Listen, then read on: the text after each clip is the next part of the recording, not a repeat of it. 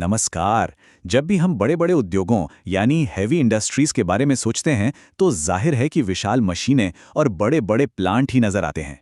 लेकिन कुछ हिस्से ऐसे भी होते हैं जो दिखते तो नहीं, पर उनके बिना काम ही नहीं चल सकता। तो आज हम ऐसे ही एक अनसंग हीरो, एक गुमनाम हीरो की कहानी में गोता लगाएंगे।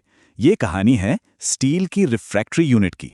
तो चलिए एकदम शुरुआत से शुरू करते हैं। स्टील बनाने की जो पूरी प्रक्रिया है ना, उसके ठीक सेंटर में, उसके दिल में एक बहुत बड़ी, बल्कि कहें तो एक धधकती हुई चुनौती होती है। और वो चुनौती ये है कि सोचिए जरा, पृथ्वी पर एक तारे जितनी गर्मी को कैसे काबू में रखा जाएगा? मजाक नहीं है। स्टील को पिघलाने के लिए तापमान 1600 डिग्री सेल्सियस से भी ऊपर चला जाता है। अब सवाल यह है कि इतनी इतनी जबरदस्त गर्मी को भला कौन सी चीज झेल पाएगी? तो इस सवाल का जवाब है रिफ्रैक्टरीज। ये वो कमाल के मटेरियल्स हैं जिन्हें बनाया ही गया है भीषण से भीषण गर्मी को झेलने के लिए, वो भी बिना पिघले या कमजोर हुए। असल में ये भट्टियों के अंदर एक मजबूत दीवार की तरह खड़े रहते हैं। इसे समझने का सबसे आसान तरीका है इन्हें इंडस्ट्रियल वर्ल्ड की हीट शील्ड की तरह सोचना। जैसे एक स्पेसशिप जब वायुमंडल में वापस आता है तो उसे गर्मी से बचाने के लिए एक हीट शील्ड होती है ना, ठीक वैसे ही ये रिफ्रैक्टरीज स्टील प्लांट की विशाल भट्टियों को पिघलने से बचाती हैं। ठीक है, तो अब हम ये तो समझ गए कि रिफ्रैक्टरी आखिर होती क्या है। तो चलिए अब जरा सेल की अपनी खास हीट शील्ड बनाने वाली यूनिट पर नजर डालते हैं। सेल रिफ्रैक्टरी यूनिट यानी कि एसआरयू। तो भाई ये एसआरयू आया कहाँ से? देखिए, पहले कंपनी हुआ करती थी भारत रिफ्रैक्टरी लिमिटेड। फिर आया 1 अप्रैल 2007 का दिन, जब एक बहुत बड़ा रणनीतिक फैसला लिया गया। भारत रिफ्रैक्टरी लिमिटेड का सेल में विलय हो गया और बस इसी के साथ सेल रिफ्रैक्टरी यूनिट यानी एसआरयू का जन्म हुआ। और इसका मिशन, इसका मकसद शुरू से ही एकदम क्रिस्टल क्लियर था कि भाई अब बाहर से रिफ्रैक्टरी नहीं खरीदेंगे। सेल के जितने भी बड़े स्टील प्लांट हैं उन सब के लिए ज़रूरी मटेरियल अंदर ही बनाएंगे। इससे हुआ क्या? इससे ना सिर्फ लागत पर कंट्रोल आया, बल्कि सप्लाई की गारंटी और क्वालिटी पर पूरा नियंत्रण भी मिल गया। कह सकते हैं कि ये आत्मनिर्भरता की तरफ एक बहुत बड़ा कदम था।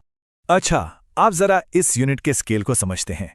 ये जो एसआरयू है, ये कोई एक अकेली फैक्ट्री नहीं है, बल्कि ये पूरे देश में फैले 4 प्लांटों का एक बहुत ही शक्तिशाली नेटवर्क है। जी हाँ, कुल मिलाकर 4 प्रोडक्शन सेंटर। और ये 4 यूनिट्स मिलकर सेल की जो स्टील बनाने की विशाल मशीनरी है ना, उसे लगातार चलाए रखने वाली एक तरह से लाइफलाइन है। इन 4 में से 3 यूनिट्स तो अकेली झारखंड में ही हैं, जो असल में एसआरयू का पावर सेंटर है। देखिए, भंडारीदा यूनिट है, वो बनाती है टैप होल मास। अब ये क्या है समझिए, ये भट्टी के लिए एक तरह का हाईटेक प्लग है। फिर आती है रांची रोड यूनिट, जो मैग्नीशिया कार्बन ब्रिक्स पर फोकस करती है। ये ईंटें गर्मी सहने में उस्ताद होती हैं। और फिर रामगढ़ की IFIB ICO यूनिट, ये स्लाइड गेट प्लेट्स जैसे स्पेशल प्रोडक्ट्स बनाती है, जो पिघले हुए स्टील के बहाव को कंट्रोल करने वाले एक बहुत ही सटीक नल की तरह काम करते हैं। और ये चार्ट देखिए, इससे हमें असली स्केल का अंदाजा लगता है। रामगढ़ की जो IFICO यूनिट है, वो साफ तौर पर सबसे बड़ी है। इसकी उत्पादन क्षमता तो बाकी 2 झारखंड यूनिट्स को मिलाकर भी ज्यादा है। यही विविधता और इतना बड़ा पैमाना एसआरयू को इतना असरदार बनाता है। चलिए अब आगे बढ़ते हैं अपनी चौथी और आखिरी यूनिट की तरफ। ये है छत्तीसगढ़ के भिलाई में। ये यूनिट एक तरह से हरफनमौला है, मतलब ये कई तरह के जरूरी काम एक साथ करती है। इसकी भूमिका दोहरी है, डबल रोल है इसका। पहला, ये बेसिक और सिलिका रिफ्रैक्टरीज की पूरी रेंज बनाती है, जो इसे बहुत वर्सेटाइल बनाता है।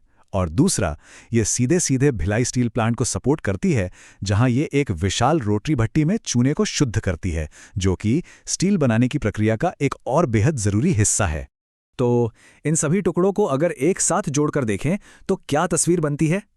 तस्वीर ये है कि एसआरयू सिर्फ एक सप्लायर या कोई सहायक इकाई नहीं है। नहीं, ये असल में स्टील बनाने की पूरी प्रक्रिया की रीढ़ की हड्डी है।